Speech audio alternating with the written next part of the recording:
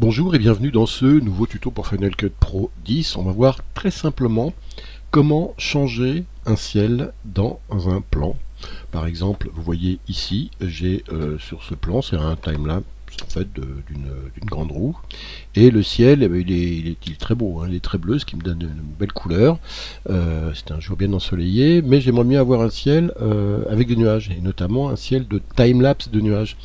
Et j'en ai plusieurs, vous voyez par exemple ici, j'ai ce ciel-là, ou celui-là, et j'aimerais bien incruster le ciel ici avec ces nuages qui défilent à toute allure, à la place de mon ciel ici, qui est neutre, où il ne se passe pas grand-chose. Alors, c'est pas compliqué, on va commencer par aller dans nos effets, et dans la valise incrustation, appliquer l'incrustateur sur ce plan-là. Vous voyez que par défaut, le résultat est pas trop mal, parce que mon bleu était assez uniforme. Mais le cas échéant, je pourrais le faire manuellement, vous voyez, en baissant la force ici. Et là, je pourrais m'amuser à jouer sur les niveaux de débordement, vous voyez ici, pour accentuer un petit peu les contrastes à l'intérieur de ma grande roue. Ici, j'ai plus de réflexion du soleil, plus de débordement du soleil. Et ici, c'est plus dans les blancs, donc ça pourra peut-être s'ajuster après. La distance avec les bords, ça va pas me donner grand-chose. Et combler les trous, ça peut, regardez...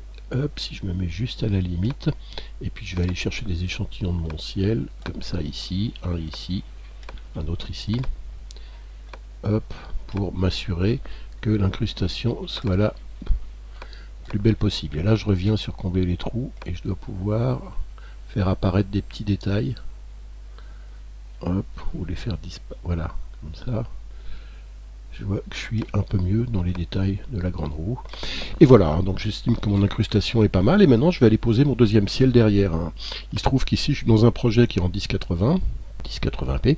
Et là, il se trouve que ce sont des rushs qui sont en 4K. Donc je vais pouvoir zoomer dans les ciels tranquillement. Donc voilà, ça ne me posera pas de problème de zoomer pour cacher la partie en bas où je suis hors du ciel.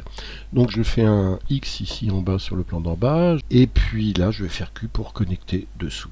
Alors là il se met au dessus a priori, je vais le mettre plutôt en dessous comme ça, je bascule en dessous, et vous voyez comme c'est une image en 4 tiers, il va falloir que je la grossisse. De toute façon il faut aussi que je la grossisse pour cacher ici la campagne en bas, donc je grossis un petit peu tout ça.